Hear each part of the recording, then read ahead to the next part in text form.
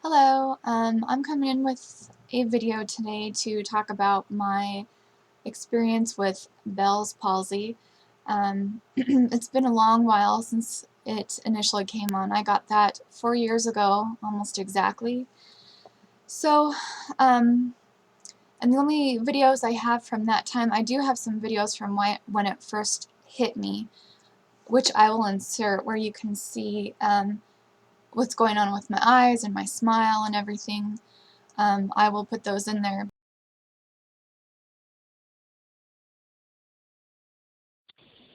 Here, I'll show you the goods. This is me doing a smile. It'll go out on both sides. See how I can drag it down here? That's all I can do. And my eyes, notice. She's a little bitch. I'm a little slurry. So, I'll call you. But this is just me coming in 4 years later. You can see the progress I've made and what still is there. Just for reference, if this is something that's just hitting you and you're in that full-on freak-out mode, I think it's helpful to see someone a while out. So, I'm just going to start out with a quick kind of I'm just going to read a little summation from WebMD of what Bell's palsy is. For people who watch my channel for other reasons, you may have no idea what I'm talking about. Okay, so Bell's palsy is a paralysis or weakness of the muscles on one side of your face. For me, it's this side. Damage to the facial nerve that controls muscles on one side of the face causes that side of the face to droop. The nerve damage may also affect your sense of taste and how you make tears and saliva. This condition comes on suddenly, often overnight, and usually gets better on its own within a few weeks. It continues just to say it's not a result of a stroke, which is the first thing people think of when you see half of your face going droop. You think stroke. But they say there's no connection between the two.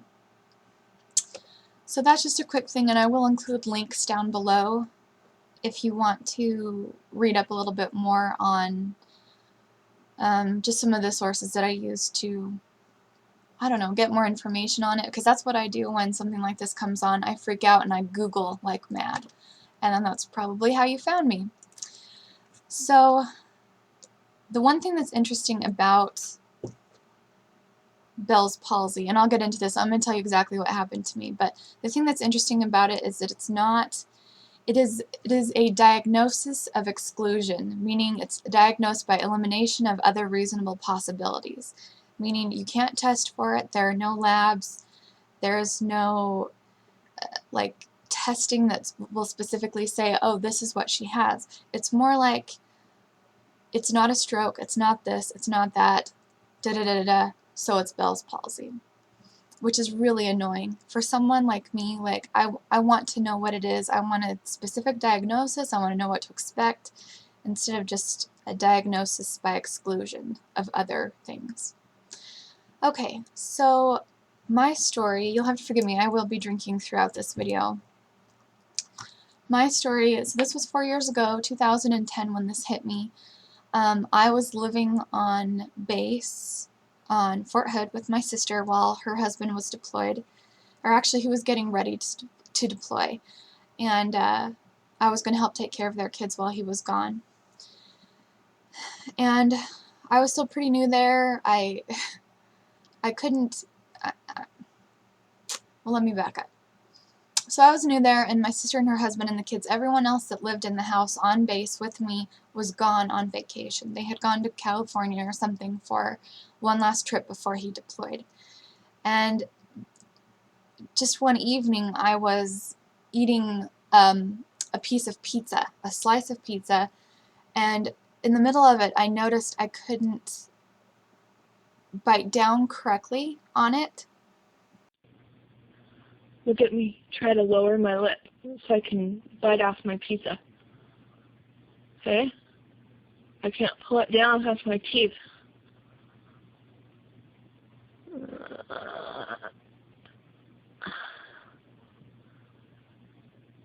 That worries me. I kept kind of chewing on my lips. You know, I couldn't get clearance here when I was trying to put the pizza in my mouth. And I went and looked in the bathroom and I was like, why is it doing that? What's going on? And it wasn't like my face had severely drooped. I just couldn't quite, I was still just figuring it out. Because for a lot of people, they just wake up with it. But this was something that just happened to me gradually right there, and I was watching it. So I took a video of me right in that moment because I was going to send it to my friend and be like, look, what's going on? Isn't this weird? And I started freaking out because my dad had had a stroke, and that's, like I said, what it looks like. So I got in the car, and I was trying to find just like a clinic because I didn't have any in health insurance, and I didn't want to go to the ER. I was just trying to see what would be open in the middle of the night. Nothing was open. I was driving all over. I'd already taken my Ambien, just like crazy, not even alert, and freaking out. Finally, I just went to the hospital on base, and they agreed to see me. And I was standing there checking in with the nurse, and I was like, look what's happening to my mouth. Look what's happening. I can't move it. And she was like, blink your eyes. And so I blinked my eyes, and she was like, your eyes have not blinked. This eye has not blinked once the whole time you've been talking to me. And I was like, So they got me in really quick. And you'll notice through this video, I'll point this out now so you can kind of look for it, though I hate to do this for people who watch my videos regularly because now this is all you're going to see. But my eyes will twitch regularly. They don't like go back and forth, but it's like the two edges squeeze in together. And if I get real close, you'll be able to see it. Anyways, so they saw me. They did run a bunch of tests. They couldn't figure out what it was. They did rule out that it was a stroke because the rest of my body was fine. My arm was fine. And they were kind of puzzled. I don't really know why, but they were kind of puzzled. I could hear all the doctors out in the hallway talking about me. And they said, it's probably Bell's palsy. We're going to give you a prescription for prednisone, which is a steroid, some pain medicine they gave me, and what else? They recommended that I get a lubrication for my eye because at that point I couldn't close it. And you'll notice that in all your videos. You can't even close your eye.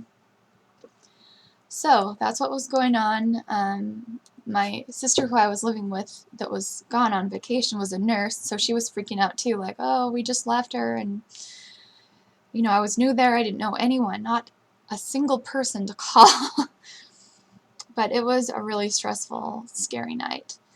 They were like, don't stress it too much, it should go away within a couple weeks. And that's most of what everything online said as well. So I kind of just made like a list of some symptoms that I was having. Just, you can see if you're having them too, or hopefully you're not, but these are the common ones. Obviously you can't, your eyes stays open, and that made it really difficult for sleeping because you cannot, you're going like this and your eyes open. So you either have to tape it shut or get an eye patch. The eye patch didn't work for me because my eye would open underneath it. So I had to tape my eye shut every night to go to sleep. Oh, it was doing it again. It does it a lot, and it does it a lot more when I record on videos because there's a level of stress involved. And I'll get into that a little bit more, how it still peeps its ugly head in 4 years later. But, okay, so some symptoms that I had. I did have that. I couldn't drink, I couldn't move this side of my mouth at all. I was like that. So if I tried to drink water, it would drool down the side of my mouth, which made me, it would make me cry, to be honest. It was just so dehumanizing.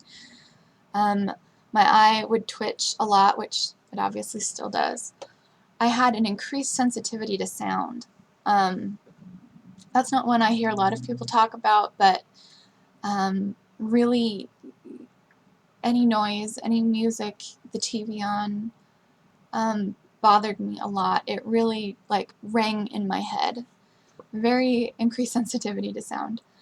While I was dealing with that period where I couldn't close my eye, I had to blink it myself. So you get in the habit of, whatever you're doing kind of being like this, so that every few minutes you can close your eye, let it re-wet itself, and then let it open again. They did suggest a gel, but I didn't like that. It made everything blurry, so I never really used it. And then you get to the day when you can push it closed on your own like this, and I do have a video of that I will include hereabouts.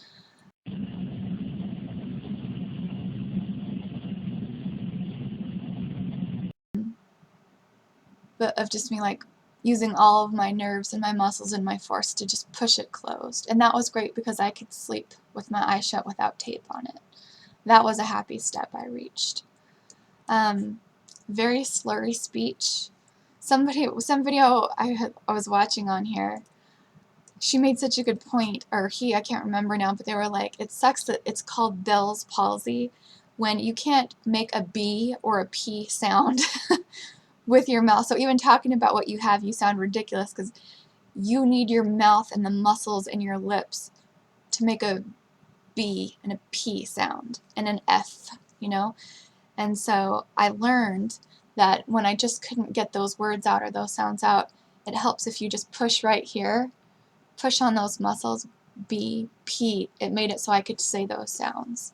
So if you're struggling with that, just try pushing right here on those muscles.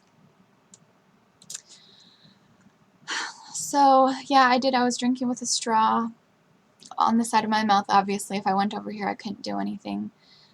I couldn't brush my teeth without holding my mouth away from it, kind of, and like trying to spit. Oh my gosh, I couldn't even spit the toothpaste out of my mouth because you can't, you have to you don't realize how many facial movements and control you need just to do simple things. I couldn't, it would just kind of like drool out of my mouth, and that again would just get me super emotional because you're constantly faced with these visuals that are like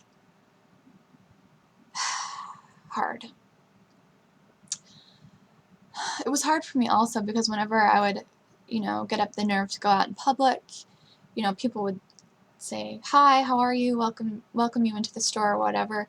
And the only way I could smile back looked like a very condescending smirk because I wasn't moving the side of my mouth, so it looked like, it looked like rude. And I would see myself do that, and I hated it because I knew I looked like I was being a total bitch, and I was just trying to smile. Do you see it going again? Let's see. Yes, and I did lose my ability to taste food for, I don't remember how long it was. It felt like it was a long while. I don't know, maybe a month. I tried to console myself with some chocolate, and it tasted like I was sucking on a stick of butter. It was gross. That sucked too, because there was like, how am I going to comfort myself? I can't be out in public. I can't eat something good. I can't. Anyways, it was difficult. And it crept up in all these little ways all throughout the day. So it's like you really couldn't escape it. When I would go to wash my face at the end of the day, I couldn't control these muscles to press my lips closed really well, and I would get soap in my mouth. Oh, and in my eye, because I forget, I'd close my eyes and not even realize this one was still open and soap in your eye. And then you go to dry your face, towel gets stuck in your eye, and it's like, oh, it was so frustrating. But the other thing that was actually really hard for me with it is it hurt. Here, my nerves all along my jawline right here and in my eye, like when you get a really bad sinus headache, it hurts behind your eye, so there, and then all along the side of my jaw, it felt like someone smacked me with a 2x4. It really hurt. That's what I was taking pain meds for, was that feeling that would come, and the only thing I could do was really just go to sleep. And I can't tell you how much I advise just sleeping as much as you can. Just sleep it off, because it's one, they have a hard time figuring out what causes it and what's tied to it, but they know that being stressed aggravates it. And I can attest to that, because 4 years later, when I get really stressed, a few months ago I had to sell my mom's house. I was taking care of her. She has Alzheimer's. Process of selling her house, moving out all this stuff. You know, my dad had so much stuff just piled in every nook and cranny of that house, because he had died 3 years before. And the process of selling the house and dealing with money and everything was just cutting it so close. My stress level was bad that this was starting to tighten up again, and I was starting to, you know, twitch here and hurt here, and that scared the crap out of me, because I was just so afraid I was going to get a relapse, which is possible. You can have relapses.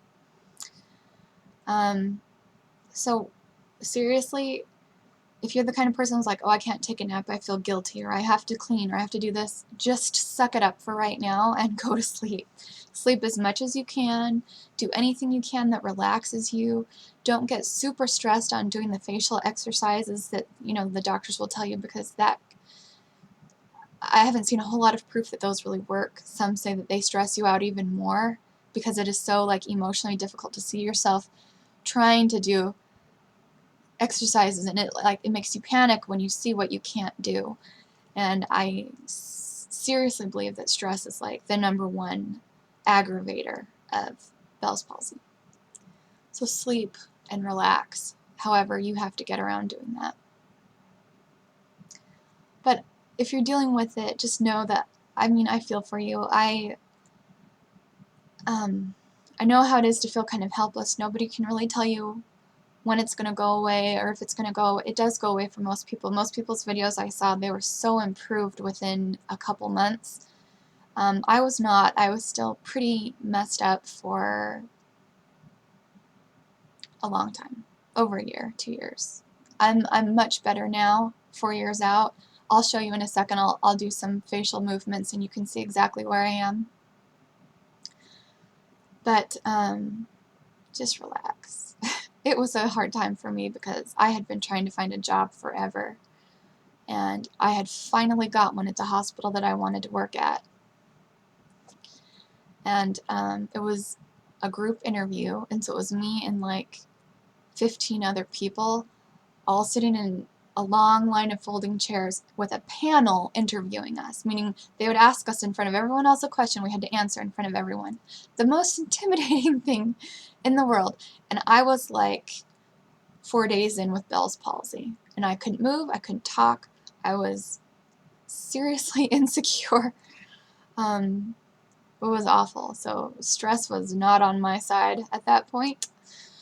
But here, I'll show you a couple of things. Lifting both your eyebrows. I can lift both my eyebrows now. You can see my eye twitching. And of course it stops. It's like when you go to the mechanic. There's nothing wrong when you take it to the mechanic. Eyebrows up. One at a time. I can't lift my right eye. That's funny. I will blink both. One at a time. You can see it's a lot harder for me to blink the Bell side. I really have to like jack my cheek up there to close it. But I can. My smile, you can see this side still goes down, this side goes up. Another interesting thing is if you look at the lines in my face, see that? It's strong over here and not here.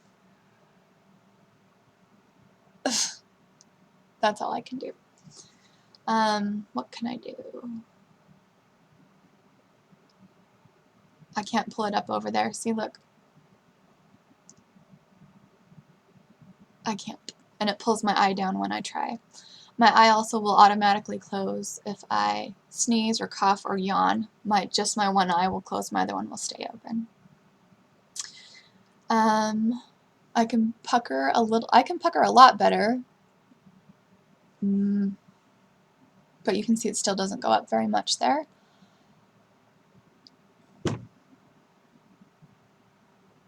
everything is just lax on this side still, 4 years out. But I'm not saying that to complain, because you know how bad it is when you first get it. So I'm obviously greatly improved and really happy about that. All I can suggest, and I've already said this, I'll just say it again, is just relax. Learn to handle stress the best way you can, which is something I'm still trying to do. I'm terrible with stress. I really hold it all in, and your body can't handle it. Your body's not made for that kind of thing. But just try to relax. Don't stress it. Don't feel like it's going to be a forever thing. It's not. You'll get through it. Everyone gets through it. And just relax. Just sleep.